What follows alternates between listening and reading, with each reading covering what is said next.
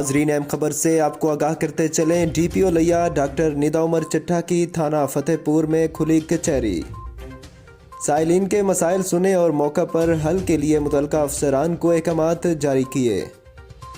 खुली कचहरी में DSP, SHOs और तमाम तफ्तीशी अफसरान मौजूद थे।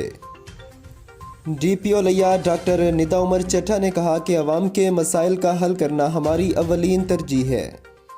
किसी भी किस्म के मसले के लिए मेरे दफ्तर के दरवाजे हर वक्त खुले हैं। जुराइम पर काबू पाने के लिए शहरियों और मीडिया नुमाइंदों का ताउन ज़रूरी है।